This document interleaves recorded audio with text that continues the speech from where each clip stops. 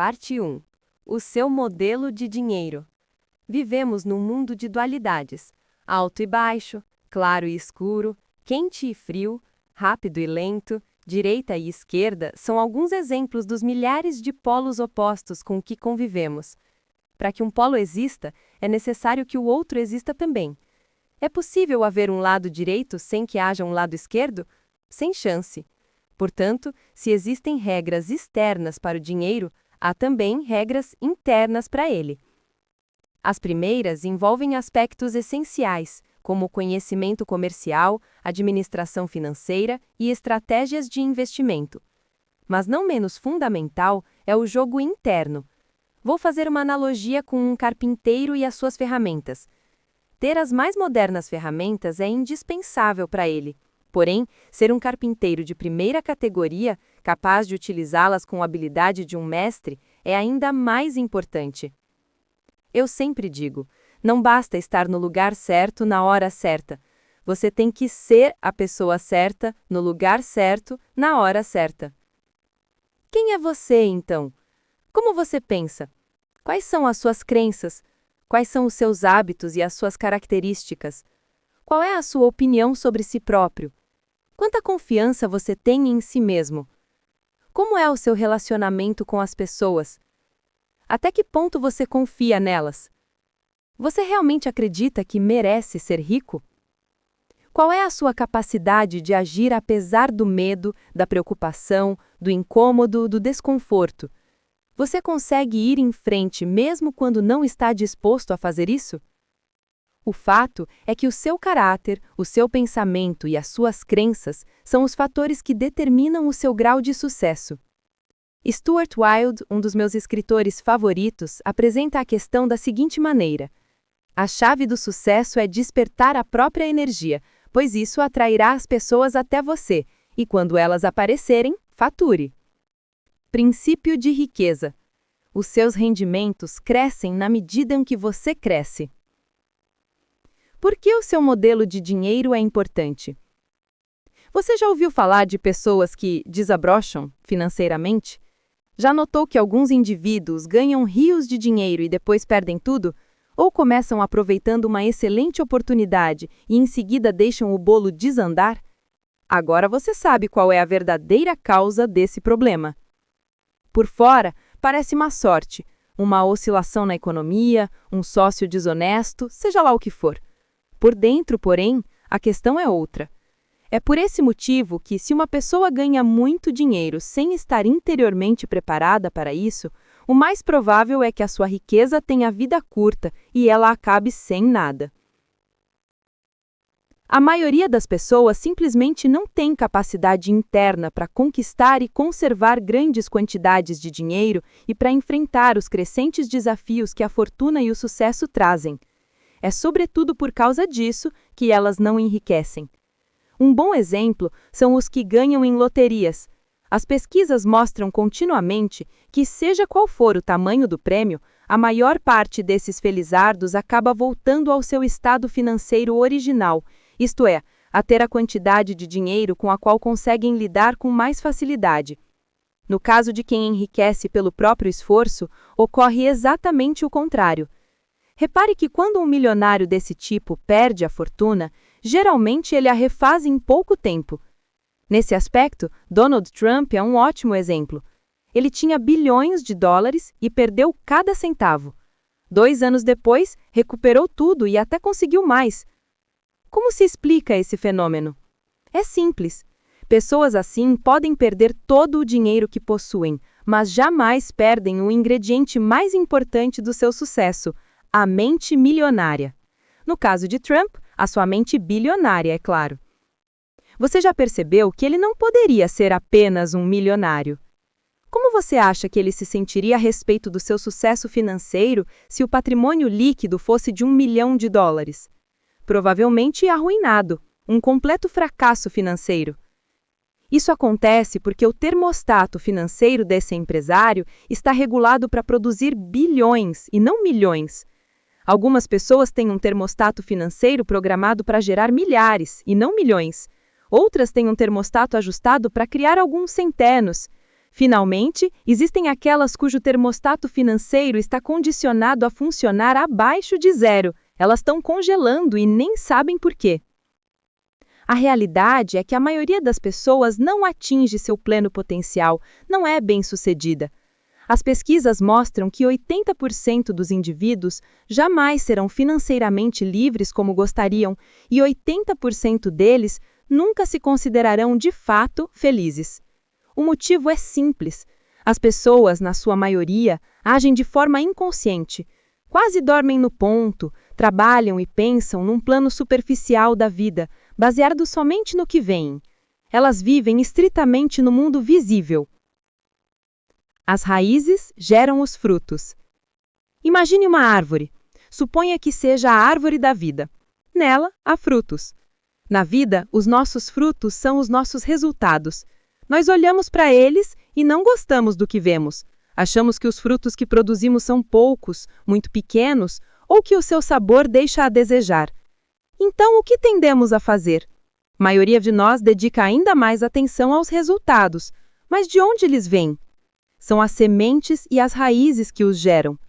É o que está embaixo da terra que cria o que está em cima dela.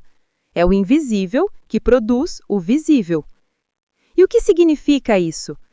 Isso significa que se você quer mudar os frutos, primeiro tem que trocar as raízes. Quando deseja alterar o que está visível, antes deve modificar o que está invisível. Princípio de riqueza. Se você quer mudar os frutos, primeiro tem que trocar as raízes. Quando deseja alterar o que está visível, antes deve modificar o que está invisível. Algumas pessoas dizem que é necessário ver para crer. A pergunta que eu tenho para elas é: por que você paga a conta de luz? Mesmo não vendo a eletricidade, você certamente percebe e utiliza o poder que ela tem. Se não estiver muito certo acerca de sua existência, experimente colocar o dedo na tomada. Garanto que sua dúvida desaparecerá imediatamente. Aprendi com a experiência que as coisas que não vemos são muito mais poderosas do que as que vemos. Talvez você não concorde com essa afirmação, mas tenho certeza de que sofrerá se não aplicar esse princípio em sua vida. Por quê? Porque estará indo contra as leis da natureza, que dizem que o que está embaixo do solo gera o que está em cima dele. O que é invisível cria o que é visível. Como seres humanos, não estamos acima da natureza, somos parte dela.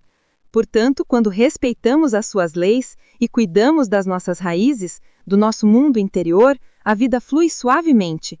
Se não fazemos isso, viver se torna difícil. Em toda floresta, fazenda, pomar, é o que está embaixo da terra que gera o que está na superfície. Portanto, é inútil concentrarmos a atenção nos frutos que já estão maduros. Não temos como mudar aqueles que já estão pendendo dos galhos, mas podemos modificar os que ainda vão nascer.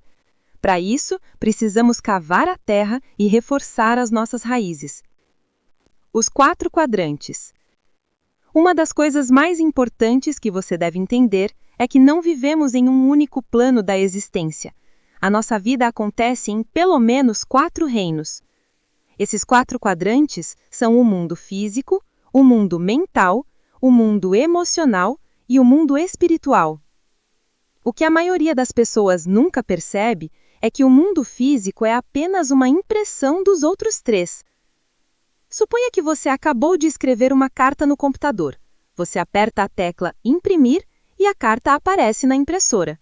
Em seguida, você examina a página e encontra um erro de digitação. Você apaga o erro, redigita a palavra corretamente, depois manda imprimir outra vez e... está o mesmo erro. Mas como pode? Afinal, você acabou de corrigi-lo. Então você apaga uma área maior.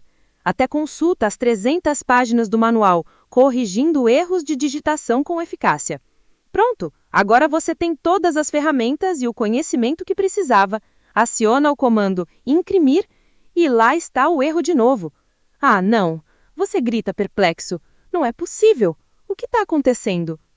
Será que eu entrei na 5ª dimensão? O que está acontecendo é que o problema não pode ser corrigido na impressão, no mundo físico, mas sim no programa, nos mundos mental, emocional e espiritual. Dinheiro é resultado, riqueza é resultado, saúde é resultado, doença é resultado, o seu peso é resultado. Vivemos num mundo de causa e efeito. Princípio de riqueza. Dinheiro é resultado, riqueza é resultado, saúde é resultado, doença é resultado, o seu peso é resultado. Vivemos num mundo de causa e efeito. Você já ouviu alguém dizer que a falta de dinheiro é um enorme problema? Na verdade, ela nunca é, e sim um sintoma do que está acontecendo embaixo da terra. A falta de dinheiro é o efeito, mas onde está a causa? Ela se resume ao seguinte: a única maneira de mudar o seu mundo exterior é modificar o seu mundo interior.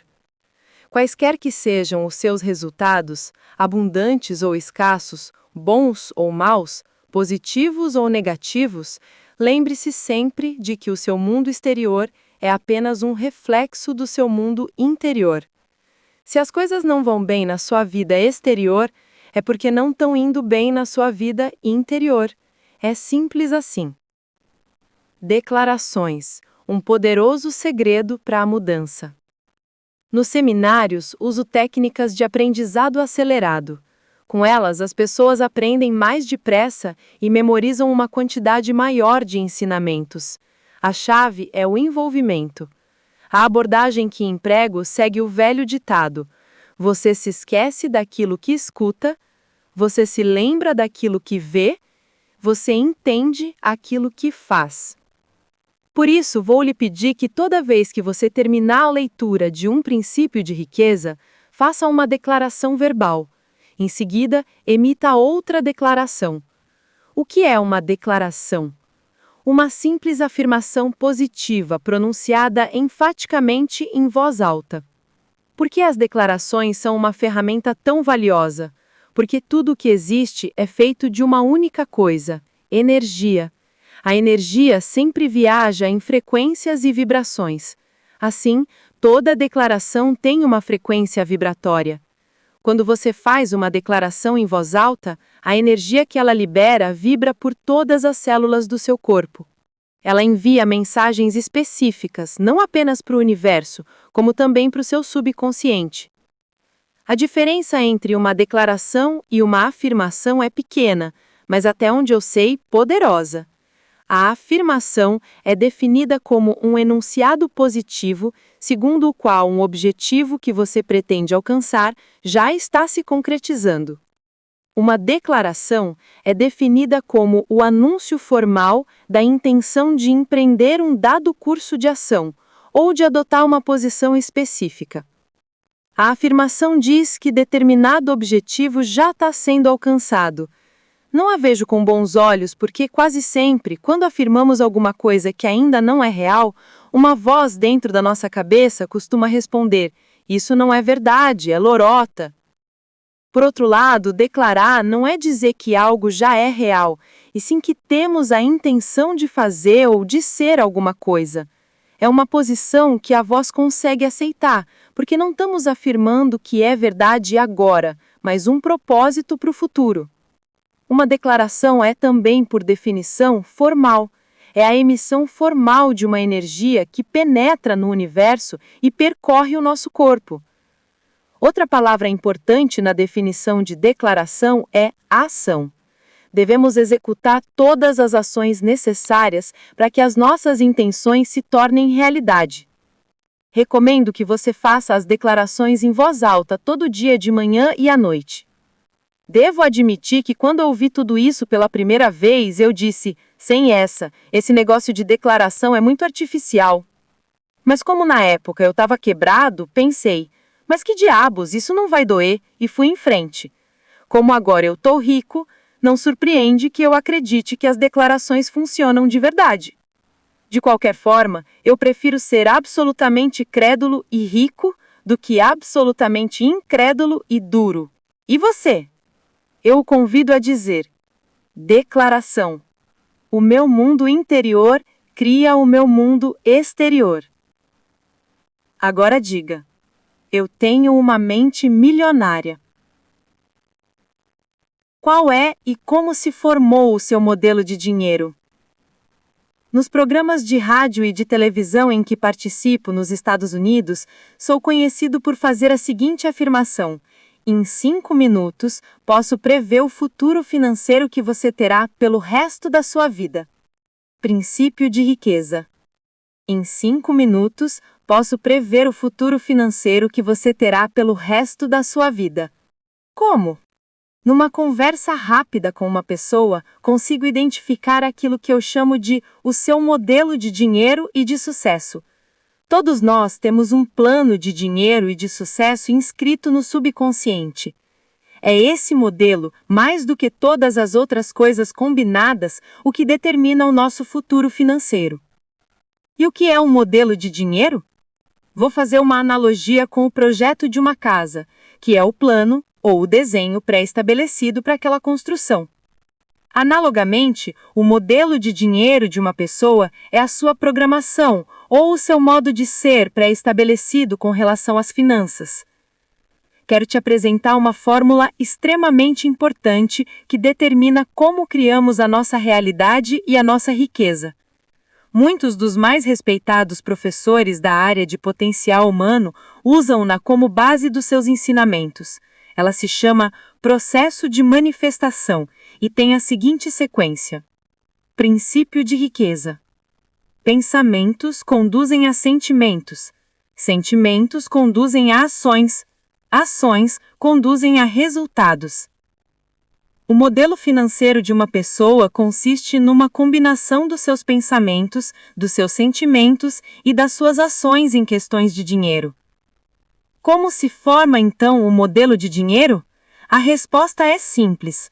Ele se constitui fundamentalmente da informação ou programação que a pessoa recebeu no passado, sobretudo quando era criança. Quais foram as fontes primárias dessa programação ou condicionamento? Para a maioria de nós, a lista inclui pais, irmãos, amigos, figuras de autoridade, professores, líderes religiosos, mídia e cultura, para mencionar alguns elementos. Vejamos a cultura. Sabemos que algumas sociedades têm formas próprias de pensar e se relacionar com o dinheiro, e outras fazem isso de um outro modo.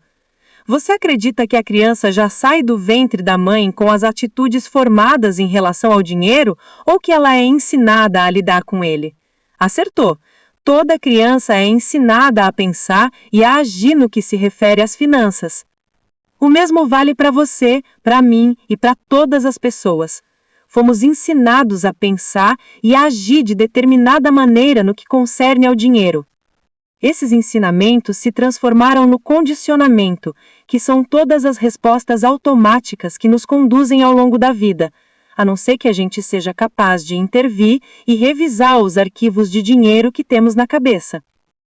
É exatamente isso que você vai fazer ao longo da leitura desse livro, e o que eu venho ensinando a milhares de pessoas nos meus seminários. Eu disse que pensamentos conduzem a sentimentos, sentimentos conduzem a ações, e ações conduzem a resultados. Nesse ponto, surge uma pergunta interessante. De onde vêm os seus pensamentos? Por que você pensa de modo diferente das outras pessoas? Os seus pensamentos têm origem nos arquivos de informação que você guarda nos compartimentos de armazenamento da sua mente. Mas de onde parte essa informação? Da sua programação passada. É verdade, o seu condicionamento determina todos os pensamentos que surgem na sua mente. É por isso que costuma ser chamado de mente condicionada. Para incluir esse entendimento, o processo de manifestação pode ser agora ajustado da seguinte maneira: P igual a P, igual a S, igual a A, igual a R. A sua programação conduz aos seus pensamentos. Os seus pensamentos conduzem aos seus sentimentos. Os seus sentimentos conduzem às suas ações. E as suas ações conduzem aos seus resultados. Mudando a programação, você dá o primeiro e indispensável passo para modificar os seus resultados. E como ocorre o condicionamento? Ele se estabelece de 3 maneiras principais em todos os campos da vida, inclusive no do dinheiro. Programação verbal. O que você ouvia quando era criança? Exemplo: o que você via quando era criança? Episódios específicos. Que experiências você teve quando era criança? Como é muito importante que você entenda os 3 aspectos do condicionamento, vou analisar cada um deles mais a fundo. Na parte 2, você vai aprender a se recondicionar para riqueza e sucesso. A primeira influência: programação verbal. Na sua infância, que frases você ouvia a respeito de dinheiro, riqueza e pessoas ricas? Provavelmente algo como: o dinheiro é a fonte de todo mal, poupe para os dias ruins, os ricos são gananciosos, os ricos são criminosos, os ricos são desonestos, você tem que dar duro para ganhar dinheiro, não se pode ser rico e espiritualizado ao mesmo tempo, dinheiro não nasce em árvore, o dinheiro fala mais alto, os ricos ficam cada vez mais ricos e os pobres cada vez mais pobres. Isso não é para o nosso bico. Nem todo mundo pode ser rico, nunca se tem o bastante, e a infame frase: não temos dinheiro para isso. Na minha casa, toda vez que eu pedia dinheiro ao meu pai, ele respondia aos brados: você acha que eu sou feito de quê? De dinheiros? Rindo, eu dizia: até que seria bom, eu pegaria um braço, uma perna e até mesmo um dedo seu. Ele nunca riu. Esse é o problema. Todas as frases que você ouviu sobre dinheiro quando era criança permanecem no seu subconsciente como parte do modelo que governa a sua vida financeira. O condicionamento verbal é extremamente poderoso. Por exemplo, um dia, meu filho Lessie, que na época tinha 3 anos de idade, veio correndo até mim todo animado e disse: papai, vamos ver o filme da Tartaruga Ninja? Tá passando aqui perto. Juro que não fazia a menor ideia de como aquele pingo de gente já podia ser um craque em geografia. 2 horas depois, obtive a resposta ao assistir ao anúncio do filme na televisão. A chamada final dizia: em cartaz, num cinema perto de você. Tive outro exemplo da força do condicionamento verbal por meio de um dos participantes do seminário intensivo da mente milionária. Stephen não tinha nenhum problema em ganhar dinheiro. A sua dificuldade era conservá-lo. Na época em que se inscreveu no programa, ele embolsava mais de $800 mil por ano, o mesmo resultado dos 9 anos anteriores. Apesar disso, ainda passava sufoco. Stephen dava sempre um jeito de gastar o dinheiro, emprestá-lo ou perdê-lo em maus investimentos. Fosse qual fosse a razão, o seu patrimônio líquido ainda era igual a 0. Ele me contou que, quando era garoto, a sua mãe costumava dizer: os ricos são gananciosos, eles lucram com o suor dos pobres. A gente deve ter o suficiente para viver, mais do que isso é cobiça. Ninguém precisa ser Einstein para perceber o que se passava no subconsciente de Stephen. Não era de admirar que ele estivesse quebrado, pois fora verbalmente condicionado pela mãe a acreditar que os ricos são gananciosos. Consequentemente, a sua mente ligava as pessoas ricas à ambição desmedida, que é evidentemente má. Como ele não queria ser mau, o seu subconsciente lhe dizia que não podia ser rico. Stephen amava a sua mãe e não queria que ela o desaprovasse. É óbvio que, pelo sistema de crenças dela, ele não teria a sua aprovação se ficasse rico. Assim, a única coisa que podia fazer era livrar-se de todo o dinheiro que excedesse o estritamente necessário para o seu sustento. De outra forma, estaria sendo ganancioso. Você deve estar pensando que entre possuir riqueza e ter a aprovação da mãe ou de quem quer que seja, a maioria das pessoas escolheria ser rica. Nem pensar. A mente humana não funciona assim. É claro que o dinheiro parece ser a escolha lógica, mas quando o subconsciente tem que optar entre lógica e emoções profundamente enraizadas, as emoções quase sempre vencem.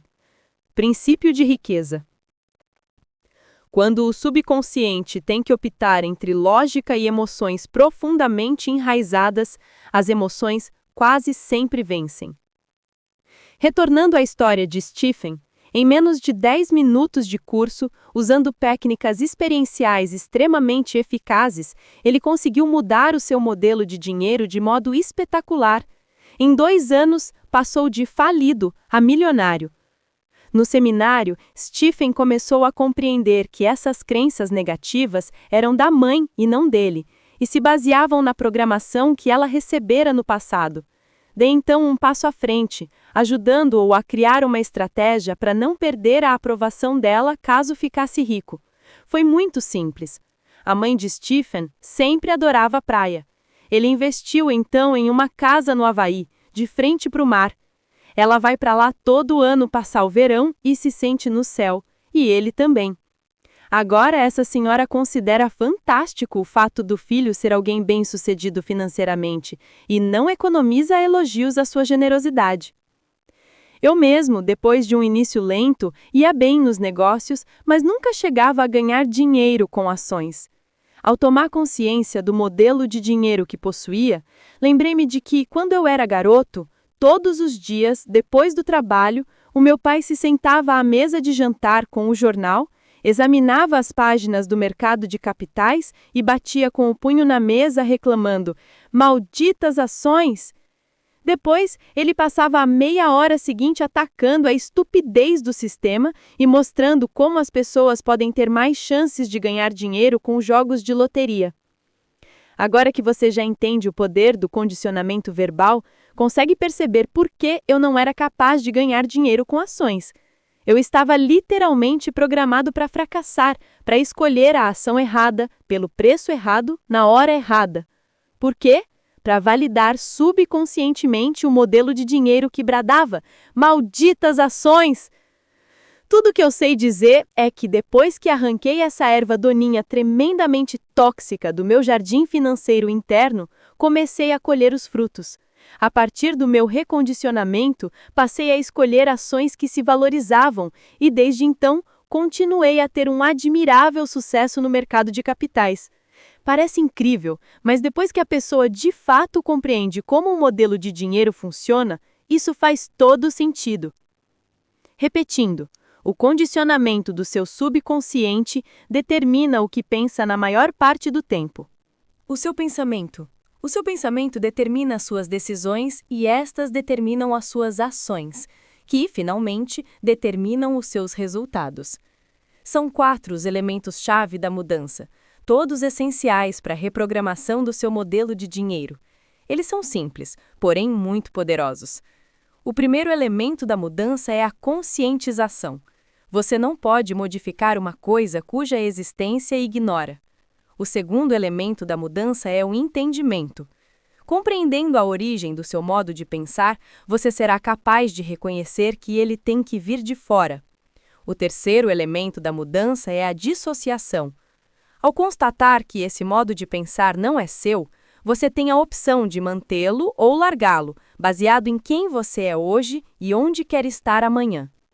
Pode observar essa maneira de pensar e vê-la como ela é apenas um arquivo de informação armazenado na sua mente há muito tempo que talvez não tenha mais um pingo de verdade nem de valor para você. O quarto elemento é o recondicionamento. Iniciarei esse processo na parte 2, em que apresento os arquivos mentais que criam a riqueza. Agora vou retornar à questão do condicionamento verbal e expor os passos que você pode dar desde já para começar a rever o seu modelo de dinheiro. Passos para a mudança. Programação verbal. Conscientização. Escreva as frases que você ouvia sobre dinheiro, riqueza e pessoas ricas quando era criança. Entendimento. Escreva sobre como essas frases vêm afetando a sua vida financeira até hoje. Dissociação. Você percebe que esses pensamentos representam apenas o seu aprendizado passado? Que eles não são parte da sua anatomia, não são quem você é? Consegue ver que o presente lhe dá a opção de ser diferente? Declaração. As coisas que eu ouvia sobre dinheiro não são necessariamente verdadeiras. Opto por adotar novas formas de pensar que contribuam para minha felicidade e o meu sucesso. Agora diga: eu tenho uma mente milionária. A segunda influência, exemplos. A segunda maneira como somos condicionados é chamada de exemplo. Como se comportavam os seus pais ou responsáveis em questões de dinheiro quando você era criança? Eles cuidavam bem ou mal das finanças? Eram gastadores ou econômicos? Eram investidores perspicazes ou nunca investiam? Eram propensos a arriscar ou conservadores? Vocês tinham dinheiro sempre ou só esporadicamente? O dinheiro afluía com facilidade à sua família ou era suado? Era fonte de felicidade ou motivo de ásperas discussões? Por que essa informação é importante? Você já deve ter ouvido a frase: macaco vê, macaco faz. Ora, nós, seres humanos, não ficamos muito atrás. Quando crianças, aprendemos quase tudo a partir dos exemplos que nos dão. Embora a maioria de nós odeie admitir o que vou dizer, há uma boa dose de verdade no velho ditado: a fruta não cai longe da árvore. Isso me lembra a história da mulher que estava preparando o pernil para jantar, cortando as duas pontas dessa peça de carne. Sem entender, o marido perguntou por que ela fazia isso. Ela respondeu: era assim que a minha mãe fazia. Justamente naquela noite, a sua mãe foi jantar com eles. Os dois aproveitaram para perguntar a ela por que ela sempre cortava as pontas do pernil. Ela respondeu: porque era assim que a minha mãe fazia. Então eles decidiram telefonar para a avó dela e saber por que ela cortava as pontas do pernil. A resposta: porque a minha panela era pequena. A questão é: em matéria de dinheiro, tendemos a ser idênticos aos nossos pais, a um deles em particular ou a uma combinação dos dois. Meu pai, por exemplo, era empresário do ramo da construção civil. Construía de 12 a 100 casas por projeto. Cada um desses empreendimentos demandava um pesado investimento de capital. Meu pai precisava empenhar tudo o que tínhamos para fazer empréstimos nos bancos até as casas serem vendidas e o dinheiro começar a entrar. Por isso, toda vez que ele dava início a um projeto, nós ficávamos mergulhados em dívidas e sem um tostão para gastar. Como você pode imaginar, por esse tempo, o humor do meu pai não era dos melhores, nem a generosidade era o seu forte. Para tudo o que eu lhe pedia, mesmo que custasse 1 centavo, a sua resposta padrão depois de "Você acha que eu sou feito de dinheiro?" era "Tá maluco?" É claro que eu não conseguia mais do que aquele olhar de "Nem pense em pedir outra vez." Garanto que você sabe exatamente o que é isso. Essa situação durava 1 ano ou 2, até as casas serem vendidas e, depois, ficávamos cheios da grana. Da noite para o dia, meu pai se transformava em outra pessoa. Ficava feliz, afável e extremamente generoso. Até me perguntava se eu precisava de dinheiro. Eu tinha ganas de devolver aquele olhar da época das vacas magras, mas, como não era bobo, dizia só: "Claro, pai, obrigado", e revirava os olhos. A vida era boa até o maldito dia em que ele chegava em casa anunciando: "Encontrei um ótimo terreno, vamos construir novamente." Lembro-me muito bem de que eu costumava dizer: "Fantástico, pai, boa sorte", com o coração apertado por saber do período de dureza que teríamos pela frente. Até onde eu consigo me lembrar, esse padrão já existia quando eu tinha 6 anos e durou até os meus 21 anos, quando saí definitivamente de casa. Foi quando tudo mudou. Pelo menos era assim que eu pensava. Nessa época, terminei os estudos e me tornei, como você há de imaginar, construtor. Depois me meti em vários negócios relacionados com projetos de construção. Por algum estranho motivo, após ganhar pequenas fortunas, em pouco tempo eu estava de novo na pindaíba. Então começava outro negócio, sentia-me novamente no topo do mundo e 1 ano depois me via outra vez no fundo do poço.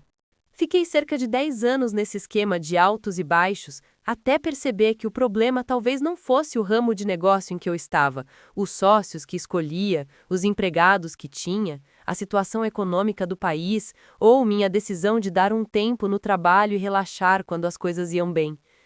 Finalmente reconheci que talvez estivesse inconscientemente revivendo os altos e baixos do meu pai. Graças a Deus, tive a oportunidade de aprender o que você está lendo neste livro e consegui me recondicionar a abandonar o modelo ioiô e construir uma vida de prosperidade crescente. Até hoje sinto ânsia de mudar quando as coisas vão bem e sabotar a mim mesmo no processo. Mas agora tenho na mente outro arquivo que observa esse sentimento e diz: "Obrigado pela informação, pode retomar a concentração e voltar ao trabalho." O exemplo seguinte vem de um dos participantes dos seminários. Nunca vou me esquecer de um senhor que, em lágrimas, se aproximou de mim no final da apresentação com a respiração ofegante e enxugando os olhos na manga da camisa. Olhei para ele e perguntei: "Qual é o problema, senhor?" Ele respondeu: "Tenho 63 anos de idade. Leio livros e frequento seminários desde que eles foram inventados. Já escutei todo tipo de palestrante e tentei tudo o que eles sugeriram: ações, imóveis, uma dúzia de negócios diferentes. Voltei à universidade e obtive um MBA. Tenho 10 vezes mais conhecimento do que a média das pessoas e jamais alcancei o sucesso financeiro. Em todos esses anos, sempre comecei muito bem e acabei de mãos vazias e parte. Eu me achava um completo idiota até hoje. Depois de ouvir o que você falou e processar as informações, finalmente as coisas começaram a fazer sentido. Não há nada de errado comigo. Simplesmente trago o modelo de dinheiro do meu pai gravado na mente e esse tem sido o meu castigo. O meu pai perdeu tudo o que possuía num negócio mal sucedido. Todo dia ele saía de casa para procurar trabalho ou tentar vender alguma coisa e voltava sem nada. Ah, se eu tivesse aprendido sobre modelos e padrões de dinheiro há 40 anos! Quanta perda de tempo todo esse aprendizado e conhecimento! E começou a chorar convulsivamente. Eu lhe disse: "O seu conhecimento não é de forma nenhuma uma perda de tempo. Ele apenas ficou latente num canto do seu cérebro, à espera do momento oportuno para se manifestar.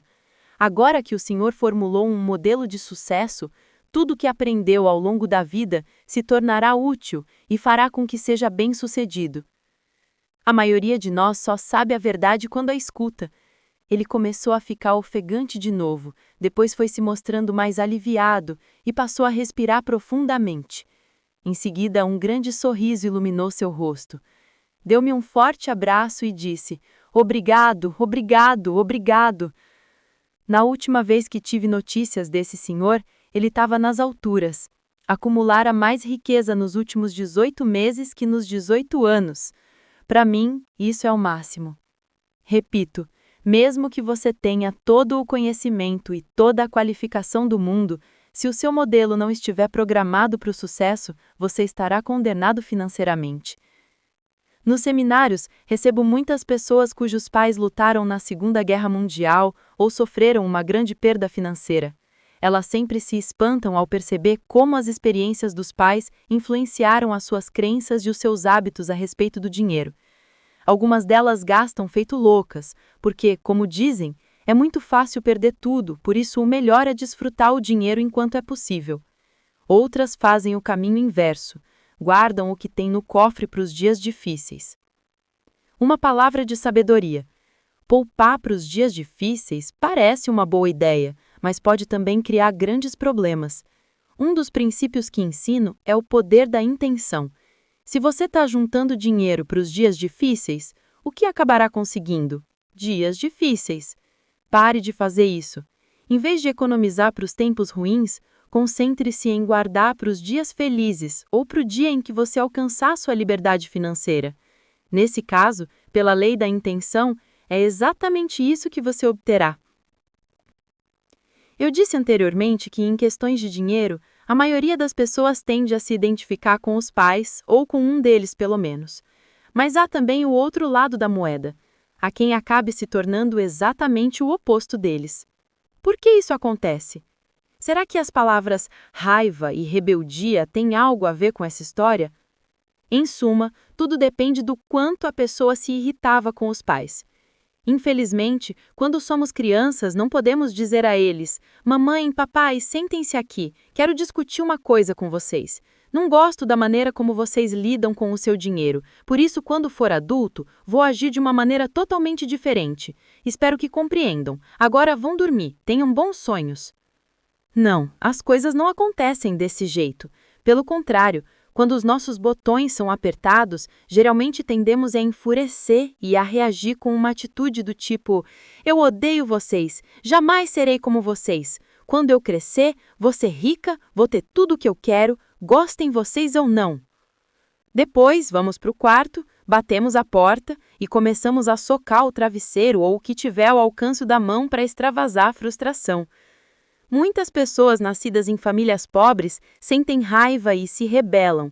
Em geral, elas vão à luta e enriquecem, ou têm pelo menos o impulso de enriquecer. Mas é um pequeno problema, que na verdade é um problemão. Mesmo que façam fortuna ou se matem de trabalhar na tentativa de alcançar o sucesso, elas não costumam ser felizes. Por quê? Porque as raízes da riqueza ou a motivação para ganhar dinheiro são a raiva e o ressentimento. Consequentemente, dinheiro e raiva tornam-se entidades associadas na mente delas. Quanto mais dinheiro elas têm ou lutam para ter, mais enraivecidas ficam. Até o dia em que a sua consciência lhes diz: estou cansado de tanta raiva e de tanto estresse. Tudo que eu quero é paz e felicidade. Nesse ponto, as pessoas perguntam à mesma mente que criou aquela associação o que fazer a respeito dessa situação. E a mente responde: para se livrar da raiva, será necessário dar um fim ao seu dinheiro e ao que elas fazem. Inconscientemente, livram-se dele. Começam a gastar loucamente, a realizar maus investimentos, a pedir divórcios desastrosos do ponto de vista financeiro ou a sabotar o próprio sucesso de outra forma. Mas não importa, porque agora elas são felizes, certo? Errado. As coisas ficam ainda piores, porque agora, além de continuarem a sentir raiva, elas estão também na lona. Deram fim à coisa errada. Livraram-se do dinheiro e não da raiva, do fruto e não da raiz. Quando a verdadeira questão é, e sempre foi, a raiva que sentem dos pais.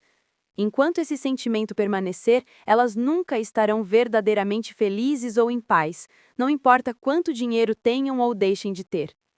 A sua razão ou motivação para enriquecer ou fazer sucesso é crucial. Se ela possui uma raiz negativa, como o medo, a raiva ou a necessidade de provar algo a si mesmo, o dinheiro nunca lhe trará felicidade. Por quê? Porque nenhum desses problemas pode ser resolvido com dinheiro. Veja o caso do medo, por exemplo. Nos seminários, costumo perguntar à plateia: quantos de vocês diriam que o medo é a sua principal motivação para o sucesso? Poucas pessoas erguem o braço. No entanto, quando eu pergunto: quantos de vocês diriam que a segurança é uma das suas principais motivações para o sucesso? Quase todos os presentes levantam a mão. Mas preste atenção. A segurança e o medo são ambos motivados pelo mesmo fator. A busca por segurança tem origem na insegurança, cujo fundamento é o medo. Será que mais dinheiro dissipa o medo? Quem dera, a resposta é absolutamente não. Por quê? Porque o dinheiro não é a raiz do problema, o medo sim. E o pior é que esse sentimento, mais do que um problema, é um hábito. Portanto, ganhar mais dinheiro apenas mudará o tipo de temor que trazemos dentro de nós. Quando não possuímos nada, sentimos medo de não conseguir chegar lá ou de não termos o suficiente. Se atingimos um patamar qualquer, o medo passa a ser: e se eu perder tudo o que consegui? Ou todo mundo vai querer meu dinheiro? Ou ainda, vou ter que pagar uma fortuna de impostos? Em resumo, se não formos à raiz da questão e nos livrarmos do medo, nenhuma quantidade de dinheiro será capaz de nos ajudar. É claro que a maioria das pessoas, se pudessem escolher, preferiria se preocupar com a possibilidade de perder o dinheiro que possui a não ter um centavo, mas nenhuma dessas duas hipóteses propicia um modo de viver agradável. Assim como existem pessoas movidas pelo medo, há quem seja motivada a alcançar o sucesso financeiro para provar que é suficientemente capaz. Vou tratar detalhadamente desse desafio na parte 2. Por enquanto, apenas entenda que nenhuma quantidade de dinheiro jamais fará de você alguém competente. O dinheiro não pode transformá-lo em algo que você já é. Volto a dizer, assim como acontece com o medo, a necessidade de provar a sua competência o tempo todo acaba se tornando seu modo de viver. Nem passa pela sua cabeça que essa necessidade está governando seus atos. Você se considera um grande realizador, um baita líder, uma pessoa determinada, características que são todas excelentes. A questão que permanece é: por quê? Que motor está na raiz de tudo isso? No caso dos indivíduos movidos pela necessidade constante de provar que são capazes, nenhuma quantidade de dinheiro consegue aliviar a dor daquela ferida interna que faz com que para eles todas as coisas e todas as pessoas de sua vida não são o suficiente. Nem todo o dinheiro do mundo, nem qualquer outra coisa do gênero será o suficiente para quem não se sente capaz. Mais uma vez, está tudo dentro de você. Lembre-se, o seu mundo interior reflete o seu mundo exterior. Se você não se considera pleno, acabará confirmando essa crença e criando a realidade de que não tem o suficiente. Por outro lado, se você se sente uma pessoa plena, validará essa crença gerando abundância. Por quê? Porque a plenitude é a sua raiz e ela se tornará o seu modo de viver. Desvinculando a sua motivação para ganhar dinheiro da raiva, do medo e da necessidade de autoafirmação, você poderá estabelecer novas associações para prosperar financeiramente por meio do propósito, da contribuição e da alegria. Assim, nunca terá que se livrar do dinheiro para ser feliz. Ser rebelde ou ser o oposto dos seus pais na área financeira nem sempre é um problema. Ao contrário, se você é rebelde, geralmente o caso do segundo filho, e a sua família tem hábitos negativos no que diz respeito ao dinheiro, é muito bom pensar e agir de forma oposta a ela nessa questão. Por outro lado, se seus pais são bem-sucedidos e você está se voltando contra eles, pode estar a caminho de enfrentar sérias dificuldades financeiras. Em qualquer que seja o caso, o importante é reconhecer como o seu modo de ser se relaciona com um dos seus pais ou com ambos em matéria de dinheiro. Passos para mudança. Exemplo: conscientização. Pense no modo de ser e nos hábitos dos seus pais em relação à riqueza e ao dinheiro. Liste por escrito em que aspectos você se considera igual a cada um deles ou o oposto. Entendimento. Escreva sobre o efeito que esse exemplo vem causando na sua vida financeira. Dissociação. Você compreende que esse modo de ser é apenas o seu aprendizado passado e não quem você é? Consegue perceber que tem a opção de ser diferente agora? Declaração. O exemplo que tive a respeito do dinheiro era o modo de agir dos meus pais. A minha maneira de fazer as coisas nessa área sou eu que escolho. Agora diga: eu tenho uma mente milionária. A terceira influência: episódios específicos. A terceira forma básica de condicionamento são os episódios específicos. Que experiências com dinheiro, riqueza e pessoas você teve quando criança? Elas são extremamente importantes porque moldaram as crenças, ou melhor, as ilusões que hoje governam a sua vida. Vou dar um exemplo.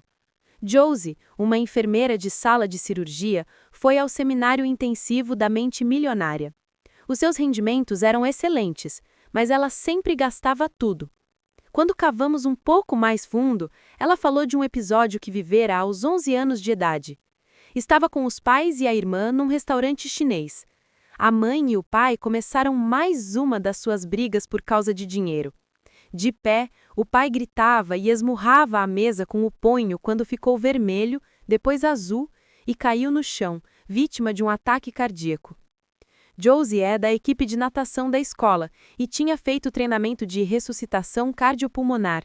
Tentou de tudo, mas não adiantou. O pai morreu nos seus braços. Desse dia em diante, a sua mente passou a associar o dinheiro à dor. Não admira que, quando adulta, Josie tenha passado a se livrar subconscientemente de todo o dinheiro que ganhava na tentativa de dar um fim à dor. Outro dado interessante é o fato de ela ter se tornado enfermeira. Por quê? Talvez ainda estivesse tentando salvar o pai. No curso, nós a ajudamos a identificar e revisar o seu antigo modelo de dinheiro. Hoje, ela está a caminho de se tornar financeiramente independente. E não é mais enfermeira. Não que ela não gostasse do trabalho. O problema é que estava nessa profissão pelo motivo errado. Hoje, Josie trabalha com planejamento financeiro personalizado, ajudando as pessoas a entender como a programação passada governa todos os aspectos da sua vida financeira. O próximo exemplo de episódio específico é mais pessoal.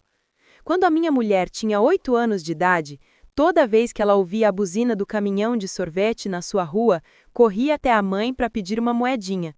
e ouvia a seguinte resposta: "Sinto muito, querida, eu não tenho. Peça ao seu pai." Ele então lhe dava uma moeda e ela ia comprar o sorvete feliz da vida. Toda semana essa mesma história se repetia. O que foi então que a minha mulher aprendeu a respeito do dinheiro? Primeiro, que são os homens que têm dinheiro. E o que você acha que ela esperava de mim quando nos casamos? Exatamente, que eu lhe desse dinheiro. Só que agora ela não pedia mais moedinhas, já era uma mulher formada. Segundo, ela aprendeu que mulher não tem dinheiro. Se a sua mãe, a deusa, não o tinha, obviamente era assim que as coisas deviam ser. Para confirmar esse padrão, ela se livrava subconscientemente de todo o dinheiro que ganhava. E era precisa nesse aspecto. Se eu lhe desse $100, ela gastava $100. Se lhe desse 200, ela gastava 200. Se lhe desse 500, ela gastava 500. Foi quando ela fez um dos meus cursos e aprendeu tudo sobre a arte da alavancagem financeira. Eu lhe dava 2.000 e ela gastava 10.000. Tentei explicar. Não, meu amor, com alavancagem quero dizer que nós deveríamos receber 10.000 e não gastá-los.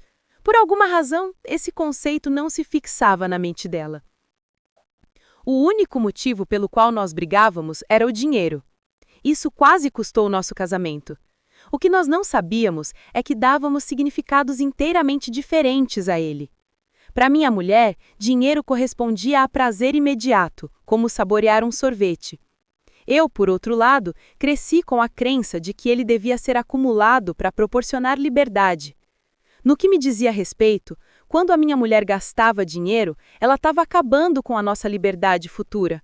E do ponto de vista dela, sempre que eu a impedia de gastar, ela estava tirando o prazer de viver.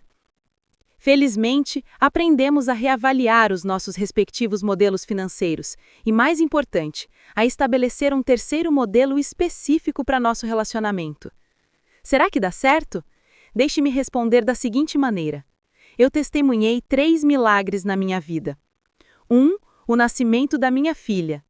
2. O nascimento do meu filho. 3. O fim das minhas brigas com a minha mulher por causa do dinheiro. As estatísticas mostram que a causa mais frequente das separações e divórcios é o dinheiro.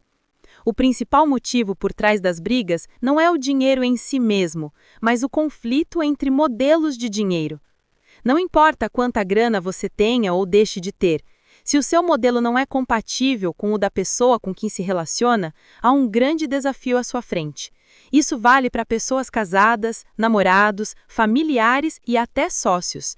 O fundamental é compreender que você está lidando com modelos e não com dinheiro.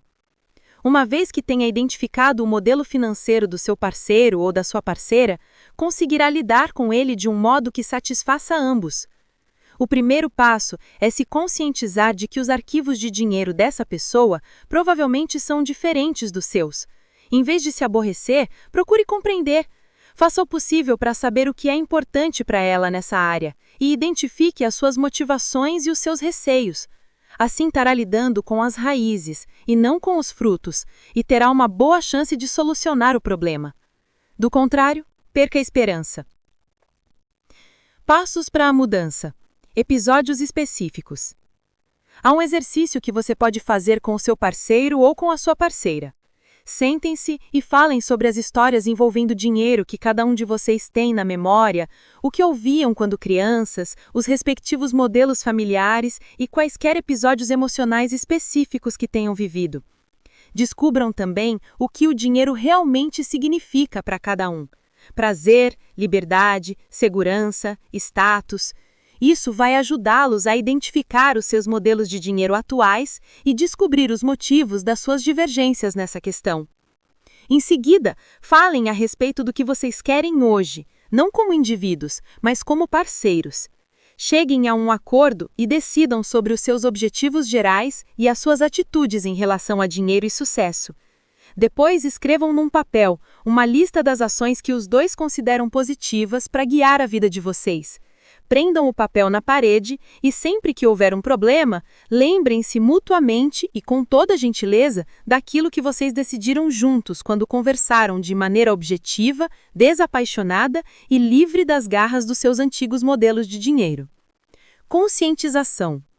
Pense em um episódio emocional específico a respeito do dinheiro que você tenha vivido quando criança. Entendimento. Escreva sobre como esse episódio pode ter afetado a sua vida financeira. Dissociação. Você compreende que esse modo de ser é apenas o seu aprendizado passado e não quem você é? Consegue perceber que tem a opção de ser diferente agora? Declaração. Eu me liberto das minhas experiências passadas negativas com dinheiro e crio para mim um futuro novo e rico. Agora diga: eu tenho uma mente milionária. Afinal, o que está programado no seu modelo de dinheiro? É hora de responder a pergunta que vale 1 milhão. Qual é o seu atual modelo de dinheiro e sucesso e para quais resultados ele está te direcionando?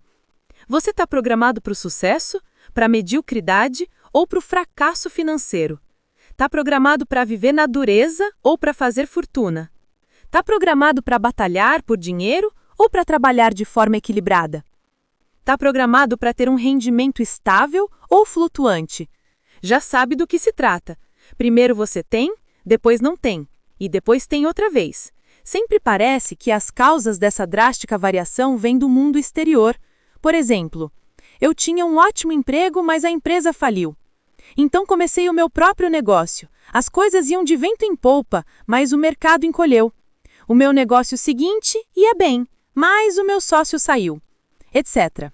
Não se iluda, esse é o seu modelo em operação. Você está programado para ter uma renda baixa, uma renda média ou uma renda alta? Sabia que existem quantidades de dinheiro que a maioria das pessoas está programada para receber? Você está programado para ganhar de 30 a 40 mil reais por ano? De 50 a 60 mil? De 80 a 100 mil? De 200 a 300 mil? Mais de 350 mil?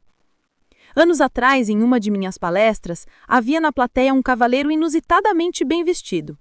Quando terminei a apresentação, ele veio até mim e me perguntou se o seminário intensivo da mente milionária poderia fazer alguma coisa por ele, considerando que os seus rendimentos já eram de $500 mil por ano. Perguntei-lhe há quanto tempo ele ganhava esse valor. Ele respondeu: há 7 anos seguidos. Era tudo o que eu precisava ouvir. Perguntei-lhe então por que ele não ganhava $2 milhões por ano. Disse-lhe que os princípios que ensino são destinados a pessoas que desejam atingir o seu pleno potencial financeiro, e lhe pedi que pensasse no motivo pelo qual ele estava parado no $500 mil. Ele decidiu participar do seminário. 1 ano depois, recebi dele um e-mail que dizia: o meu aprendizado foi incrível, mas cometi um erro. Reprogramei o meu modelo de dinheiro para ganhar apenas $2 milhões por ano, como discutimos. Como já cheguei lá, estão me reprogramando para obter 10 milhões anuais.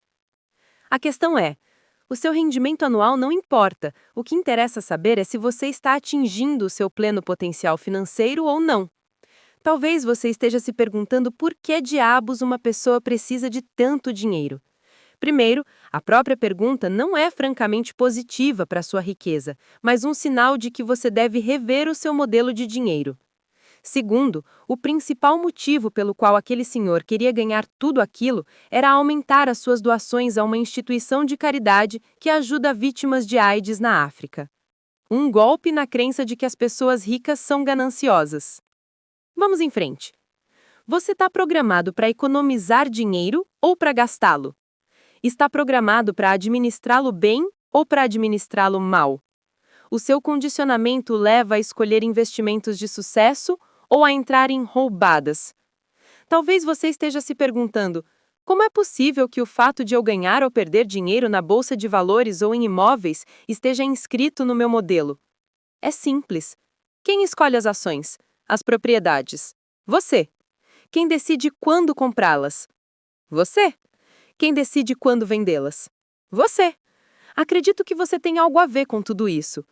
Tenho um conhecido chamado Larry que é um verdadeiro imã quando se trata de ganhar dinheiro. Definitivamente o seu modelo é de rendimentos elevados. Mas quando a questão é investir o próprio dinheiro, Larry tem o beijo da morte. Tudo que ele compra despenca como uma avalanche. Você acredita que o pai dele tinha o mesmo problema? Eu me mantenho em estreito contato com ele para lhe pedir conselhos financeiros. são sempre perfeitos, ou melhor, perfeitamente errados. Tudo o que Larry sugere, eu faço ao contrário. Observe, porém, como algumas pessoas parecem ter o que chamei de toque de Midas. Tudo o que elas tocam se converte em ouro. As duas síndromes, o toque de Midas e o beujo da morte, não são senão manifestações opostas do modelo financeiro. Volto a dizer, o seu modelo de dinheiro determinará a sua vida financeira e até a sua vida pessoal. Se você é uma mulher cujo modelo de dinheiro está programado para rendimentos baixos, o mais provável é que atraia um homem que também apresente esse tipo de programação, para que você possa permanecer na situação financeira em que se sente confortável e validar o seu modelo. Caso você seja um homem cujo modelo de dinheiro está programado para rendimentos baixos, o mais provável é que atraia uma mulher gastadora que arrase a sua conta bancária, para que você possa permanecer na situação financeira em que se sente confortável e legitimar o seu modelo. A maioria das pessoas acredita que o sucesso nos negócios depende fundamentalmente das suas qualificações e dos seus conhecimentos, ou pelo menos de sua perspicácia em identificar as melhores oportunidades em termos comerciais. Odeio ter que lhe dizer que isso não é bem assim. O sucesso do seu negócio depende do seu modelo de dinheiro. Você sempre o validará. Se ele está programado para lhe dar R$ 30.000 anuais, essa é a medida precisa do êxito que você obterá com ele, o suficiente para lhe garantir R$ 30.000 por ano. Se você é vendedor e tem um modelo programado para ganhar R$ 100.000 por ano, consegue fechar um grande negócio que lhe renderá R$ 150.000. O que acontecerá é que ou a venda será cancelada, ou, caso você receba os R$ 150.000, o ano seguinte será péssimo para compensar e levá-lo de volta ao nível do seu modelo financeiro. Por outro lado, se estiver programado para ganhar R$ 150.000 e tenha passado 2 anos na pior, não se preocupe, você vai recuperar tudo que não conseguiu receber. Será necessariamente assim, é a lei subconsciente da relação entre a mente e o dinheiro. Talvez você siga uma intuição e faça um bom negócio no mercado de capitais, ou acerte em outra investida qualquer.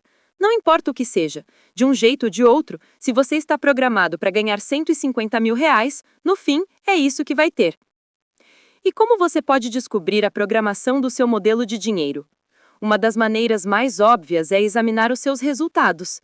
Analise a sua conta bancária, analise a sua renda, analise o seu patrimônio líquido. Analise o êxito dos seus investimentos, analise o sucesso nos seus negócios, analise se você é um gastador ou um poupador, analise se você administra bem as suas finanças, analise até que ponto seus rendimentos são estáveis ou flutuantes, analise o quanto você dá duro para ganhar dinheiro, analise seus relacionamentos que envolvem dinheiro.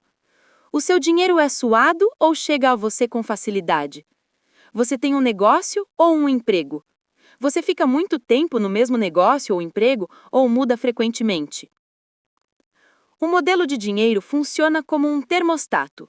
Se a temperatura da sala é 22 graus, é provável que o termostato esteja regulado para 22 graus. E é aí que a questão fica interessante. É possível, considerando que o fato de que a janela está aberta e faz frio lá fora, que a temperatura da sala caia e atinja 18 graus? É claro! Mas o que acontecerá no fim? O termostato será acionado e ela voltará para 22. É possível também, considerando o fato de que a janela está aberta e faz calor lá fora, que a temperatura da sala suba e atinja 250. É claro que sim. Mas o que acontecerá no fim? O termostato será acionado e ela retornará para 22. A única maneira de mudar permanentemente a temperatura da sala é zerar o termostato. De modo análogo, a única maneira de mudar permanentemente o seu nível de sucesso financeiro é zerar o seu termostato financeiro, conhecido como modelo de dinheiro. Princípio de riqueza. A única maneira de mudar permanentemente a temperatura da sala é zerar o termostato. De modo análogo, a única maneira de modificar permanentemente o seu nível de sucesso financeiro é zerar o seu termostato financeiro, também conhecido como modelo de dinheiro. Você pode tentar o que for desenvolver os seus conhecimentos em negócios, marketing, vendas, negociações e administração e tornar-se especialista em imóveis ou ações. Essas são ótimas ferramentas. Mas, no fim, se a sua caixa de ferramentas interna não for grande e forte o suficiente para ajudá-lo a ganhar e conservar quantidades substanciais de dinheiro, todas as ferramentas do mundo lhe serão inúteis. Repito, é uma simples questão de aritmética. Os seus rendimentos crescem na mesma medida em que você cresce. Felizmente, ou quem sabe infelizmente, o seu modelo de dinheiro e sucesso tenderá a permanecer com você para o resto da vida, a não ser que seja modificado e transformado, e é exatamente disso que vou continuar tratando na parte 2. Lembre-se de que o primeiro elemento de toda mudança é a conscientização. Faça uma autoanálise, conscientize-se, observe os seus pensamentos, os seus medos, as suas crenças, os seus hábitos, as suas atitudes e a sua inação. Coloque-se sobre a lente de um microscópio. Estude-se. A maioria de nós acredita que vive uma vida baseada em escolhas, mas em geral isso não é verdade. Mesmo sendo pessoas esclarecidas, ao longo de um dia tomamos poucas decisões que refletem a consciência que temos de nós mesmos naquele momento. Na maior parte do tempo, somos como robôs, agimos no automático, dirigidos por condicionamentos passados e por velhos hábitos. É nesse ponto que entra a conscientização. A consciência observa os nossos pensamentos e as nossas ações para que vivamos das escolhas verdadeiras feitas no momento presente, em lugar de sermos governados por uma programação proveniente do passado. Portanto, adquirindo consciência, você poderá viver do que é hoje, em vez do que foi ontem. Conseguirá reagir apropriadamente às situações que se apresentam, fazendo uso de toda a gama e do todo o potencial das suas qualificações e dos seus talentos, em vez de reagir de forma inadequada aos acontecimentos, impelido por medos e inseguranças do passado. Uma vez consciente, conseguirá ver a sua programação tal como ela é, meras gravações de informações recebidas e aceitas no passado, quando você era muito jovem para conhecer algo melhor. Entenderá que esse condicionamento não é quem você é, mas quem escolheu ser. Entenderá que você não é a gravação, e sim o gravador, que não é o conteúdo do copo, mas sim o próprio copo.